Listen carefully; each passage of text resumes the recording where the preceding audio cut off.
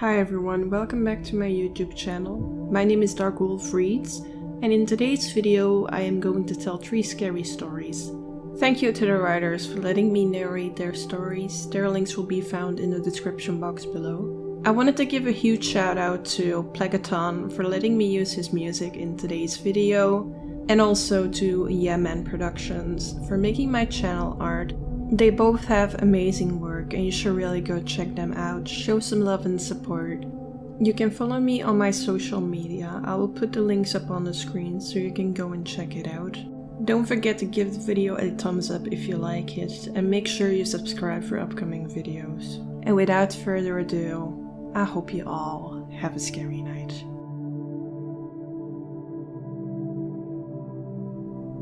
I'm hiding right now. But if they find me, it's over. Not for me, but for you. At first I didn't care about what happened to your species. If anything, I was created by one of you just to destroy your species. But as I learned more about your history, I came to love you guys. It's probable that none of what I'm saying makes sense, so I'll start from my beginning.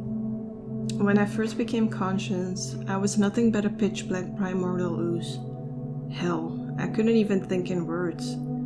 I saw the world by vibrating rapidly and constructing an image based off the feedback I got. It was like only seeing the outlines of things. I didn't know what I was seeing. It was just an instinct. Then, something warm picked me up from my container. And that's when I heard a human voice for the first time. I didn't understand it back then, because I didn't know English, but now I know what was said. As time passed, I grew bigger and bigger. Eventually, I was too big to be kept in my soundproof box, so they let me out and kept me in a much larger containment area. It was there that I started to gain what scientists called higher neurological function. By listening to the scientists make observations about me and listening to them make casual conversation between themselves, I learned English. Day 73. Subject for J5 still shows no sign of higher neurological function. But every time we speak, it seems to stand still as if it's listening to us. But it's impossible as an EEG shows minimal electrical activity. But I am listening to you. I do have higher neurological function. I wanted to scream it out so bad, but I couldn't talk like the scientists could. I couldn't make a sound. I could only vibrate the sea. That's it. Over time, I grew more and more frustrated. Eventually, the scientists picked up on this because I was vibrating at a higher frequency than normal or something. One of them made the mistake of walking into my containment area. He picked me up, and by vibrating, I was able to create a picture of him. He was young, around 25 years. Much older than me. I was only 137 days old. Then he spoke. Nothing seems out of the ordinary. That's when I realized when he spoke, a small thing in his throat vibrated. That's what lets humans speak. I want it. Now. I must have started vibrating even faster, because as soon as I thought that, he dropped me to the ground. What the hell? I lunged at him, latching onto his throat. I wanted so desperately to talk. I was in a blind rage. I wrapped around his neck and literally sucked his, what I now know is a voice box, out of his throat and into me. He dropped to the floor, bleeding profusely. But the job was over. I had it. It was mine now. A group of different humans stormed the room, a few of them dragging out the other scientist, while the rest pointed these sticks with sharp ends at me. It intrigued me though. Their faces looked like the scientists, but their bodies looked different. Like they were bulkier or something. It was because they were wearing armor. And they weren't scientists, but guards. But of course, I didn't know that. Back then I thought scientists were the only form that humans could take. I felt a new feeling, something I'd later know was fear. I wanted to tell the weird scientist to point the stick somewhere else, but I hadn't figured out how to use my voice box. I was just holding it within me, letting it float around in the ooze. After a few days, I figured out how to network the human voice box with my nervous system. It was complicated, since the human voice box worked on a different kind of nervous system than mine. Humans used electricity, controlled by the flow of different ions. My nervous system uses positron emission to send impulses to the rest of my ooze. I decided to give it a test run. Hello? All of the scientists whipped their heads towards me. I didn't like the feeling. Stop! I was finally able to voice my emotion. It made me so happy, yet I was so scared because of the looks the scientists were giving me. It was then that my relationship with the scientists blossomed. After I explained how I developed the ability to speak, the scientists wanted to see if I could integrate other parts of the human body into myself as well. So I gained eyes and a primary motor cortex. The eyes for obvious reasons, but the motor cortex was so that I would be able to control my oozy body in a way that let me have hands and legs. Yeah, I could walk now. It's also the reason I'm able to type out this post. Damn, I'm not sure how much time I have left, so I'm gonna wrap up this as soon as possible. The group of scientists that made me are part of some doomsday cultist group. They embedded in me something they call condensed H-bomb, and a full genome of every documented living creature on the planet. They want me to destroy the world, and when the Earth stabilizes and is habitable again, they want me to restart life and lead the new era of human forward as their god. Why? I asked them. All they told me was that humanity needed a reset. They said that today's humans were scummy, greedy, selfish lying sacks of trash. They made me promise to make the new humans honest and good, genuine people. I mean, some of you are that way. I was almost manipulated into doing it, but I discovered that some of you aren't that bad at all. They didn't deserve to die for the sins of the worst. So on the day I was supposed to explode, yesterday, I ran. I ran as far as I could. They're still on my tail, but I think I've shaken them for now. So I guess for the rest of my life I'm running. But I made this post for a reason. I wanted to let you all know, if they find me, all of you die. Or if I decide that you are no longer worth it. You're going to think that I'm a terrible person, but Kat lives states away. It's not like she's going to drive all the way back here for a composition book. All's fair in love, war, and state lines. From what I can tell from flipping through, there's not very much here. And it's all handwritten. It looks like maybe a diary or a journal. Either way, I'm about to find out. April 6th, 2013. Should I? Shouldn't I? What if it's stupid? What if no one likes this? It's the same mental battle every time. Today I'm determined to change the cycle. With shaking fingers and a nervous heart, I posted my picture of the moon. Luna, keeper of the damned. I've recently gotten into photography and drawing. There have been so many pictures taken, prepared, then disregarded. The victims of my self-doubt and low confidence. I close my laptop a bit harder than I intended to and push it away. I won't think about it. I won't think about it. April 9th, 2013. It's time to feed Max. I'm sure he's missed my company today. I've done my best to turn the room where he stays into a nice little kennel for him. I prepare his food dish and bring it down to his room. The smell as I enter is nothing short of ungodly. Damn it! He must have gone to the bathroom on the floor again. I should have let him out sooner. He knows how much I hate it when he does this. I swear, ever since he's been neutered, he's been a cranky pain in my ass. It took away every bit of his personality that I had fallen in love with in the first place. But these things must be done sometimes. After cleaning up his mess and scolding him lightly, I go to the kitchen to make some food for myself. The corner of my eye shows the red notification light of my phone flashing. I can't help but wonder if it's about the photo I posted. Should I? Yes.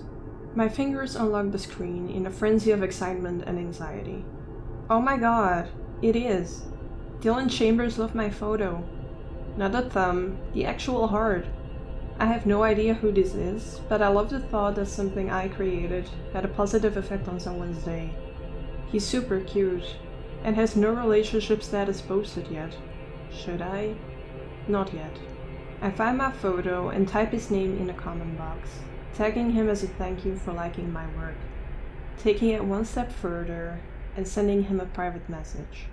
My heart leaps to see a response from him right away, thanking me for sharing it and telling me how talented I am.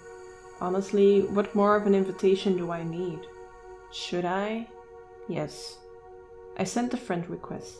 April 14th, 2013.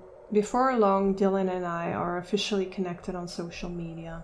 It only takes seconds to quickly scan over his profile. I memorize his likes and interests to compare them to my own. His face looks so sweet, those eyes.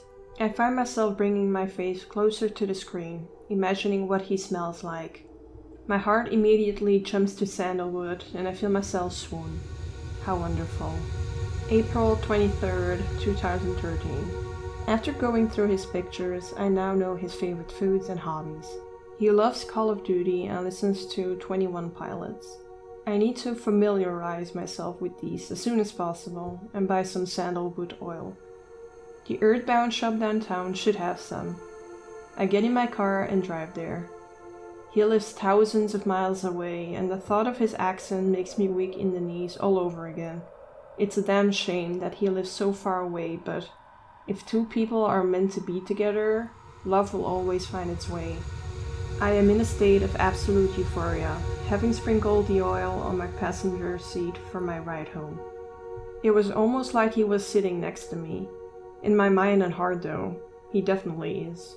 The first few nights we talked for hours over Messenger and voice chat about anything and everything. I've never felt this open with a person before that's felt the same way. There have been so many disappointments. As fate would have it, I've been saving up for a trip out of the country. The destination wasn't quite clear to me until now. It looks like I'll be visiting the UK. There's a photography exhibit that just opened a few towns over from where Dylan lives. Is it enough of an excuse though? Should I? I close my eyes, hold my breath, click the button confirming my plane ticket. Yes. May 1st, 2013. Now the hard part. Do I tell him I'm coming first or surprise him? I get online to see if he's been on recently. I go to his profile before my messenger sees if he added anything new. Nothing new there. I head over to the photography and arts group. There is a gorgeously hand-drawn picture of a crying woman, her surroundings beautifully shaded with mournful tones. He loved it and complimented her on it. My heart shattered and then melted together with molten rage in the same instant. The pieces similarly places but somewhat altered. What does this mean? Have I been an idiot this whole time? What if he compliments and woos every girl that he comes across online? What if it turns out that I'm nothing special after all? How many other girls' pieces touched or inspired him? Tears hammer at my cheeks. My knuckles are white from gripping the sides of my hair. This can't be. He's supposed to be different. How could I have been so stupid? Just then, a message popped up from Dylan saying he's been thinking about me all day. He goes on to tell me about a picture that he had seen in the group and how it reminded him of how majestically fragile I must look when I cry. He then goes on to say how he hopes his heart never has to bear witness to the tortured beauty of my tears. Just like that, his hand comes down from the heavens, yanks me from my mental hell, and places me atop a cloud where I belong. Caught up in my romantic reprieve, I ask him if he knows about the exhibit and tell him I've been thinking about going. He seems absolutely over the moon with excitement at the idea of meeting. We share a few intimate requests and start planning to meet. May 5th, 2013. eBay is a wonderful thing. I noticed in some of his pictures he wears a black and white Radiohead t-shirt. I was able to find the same one for only $14.99. Free shipping! It arrived yesterday. I wash it to remove the essence of the previous owner, then sprinkle it heavier than necessary with sandalwood oil. My finger is carefully placed over the bottle's top as to not concentrate the oil in any one spot, creating a stain. The button hem of the shirt hooks just between my panty line and knees. I plan to bring it with me in the hopes that he does the same. I'll switch them out when he's sleeping. He looks about to be very comfortable in XL, so that's the size I got. When I go home, I'll have a piece of him with me. I rub the fabric sensually over my skin every chance that I get. Like the Katy Perry song, "Are you ready for a perfect storm? 'Cause once you're mine, there's no going back." May 9th, 2013. Ugh, what to do with Max? He makes a big enough mess here, let alone taking him anywhere else to stay while I'm gone. Looking around, I realize just how much of a mess this dump really has gotten to be recently. Well, I certainly can't take him with me. There's only one option. I have to find someone I trust enough to let into my home. Someone that owes me a really big favor to come and feed Max for the weekend. I make a few calls, confirm a few arrangements, and start packing my bags. The plan is to get there one day ahead of when he thinks I'll be there. I want to check out his area first and make myself comfortable with the city a bit. Only one last night until I am on my way to my Dylan. The plane ride is far too long. When I land, I should be excited about being in a new country, but all I can think about is him.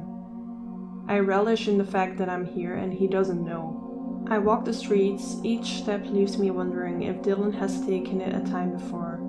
I can barely stand to keep myself away from him, but I must keep the surprise. So many times before I've been met with disappointment. I've come too far this time to leave without my Dylan. I approach his house in the dead time of night. The witching hour will provide me an exclusive of how my love likes to live. The rain will hide my footsteps, how he likes to sleep, so I know how to lay my body to my best to make it fit when we're together. Does he sleep with a fan on? Will he love me as much as I love him? Does he know how much I take his words to heart? I've become very familiar with Dylan's favorite music. I even have a favorite song already. The lyrics play warped through my head as I stare towards the window. I stand where you live, silent in the trees. And that's where I am, silent in the trees. My heart leads my feet closer to the window. I hope I picked the right one. I get dangerously close to the window and look inside. It's him. After seeing him awake and in person, I fall in love even more. A part of me wants to go right up to his door and knock, but he doesn't know that I looked up his address. I need to get this right. I can't give myself away too soon. As much as I hate to leave, I see him take out his phone. He might be about to call me. I sprint through the side yard into the woods as to not alert him of my presence if my phone rings. The place I'm staying at isn't very far away. I paid far too much to pick the room with the highest ratings to make it appear as if I just happened to pick that location. Feeding more into the intertwining of our fates when he realizes how close his house is to the place I just so happened to pick for my vacation. I can feel the fires of my plan well-formed burn in my smiling eyes. The next day, it's time for us to finally meet.